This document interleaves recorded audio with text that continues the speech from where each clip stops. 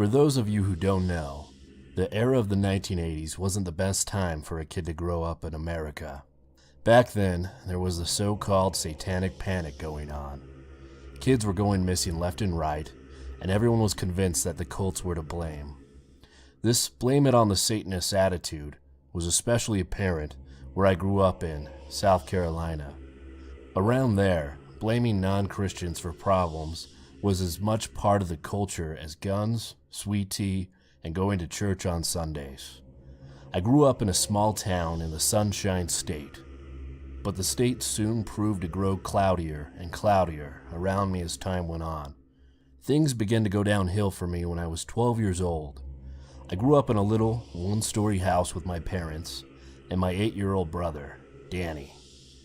It was safe to say that Danny could be pretty annoying sometimes. In fact, looking back, I'd say he was on my nerves more than he was off. Still, I loved the kid, deep down.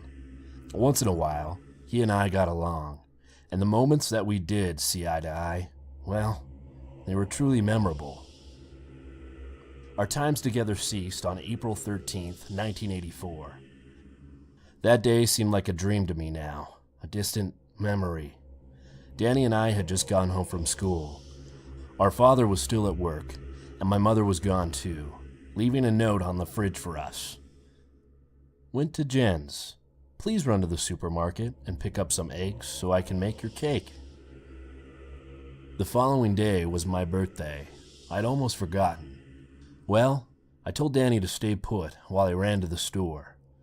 But the little bugger informed that he was coming along. Of course, I argued with him. I did not need him coming with me to the store.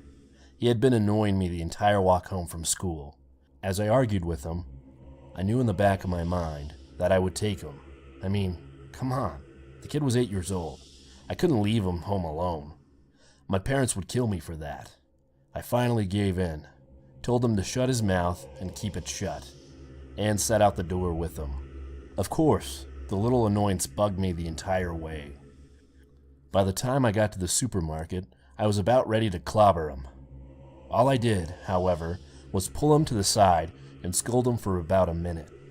Looking back on it now, I wish I just embraced his annoyingness. Well, I turned away from the brat and made a beeline through the store, toward the poultry aisle. Always having trouble finding things in the supermarket, I was overjoyed I was able to find the eggs. I found the aisle, opened the cold fridge door, and grabbed the eggs. All that was left to do was check out and, well, find Danny. I couldn't believe it. I hadn't even kept track of my little brother after I scolded him. I frantically searched the store, and after not being able to find him for several minutes, I began to ask customers if they had seen a short, blonde-headed boy. No one had a clue. I even resorted to getting customer service to call him, but my little brother didn't come. The worst part was going home and telling my parents. I felt terrible. The next day was the worst birthday ever. As you can imagine, I still hate my birthday for this reason. For weeks, the police searched for him. My parents frantically combed the entire town, always stopping to post missing person signs all over the place. I couldn't even think of what could have happened.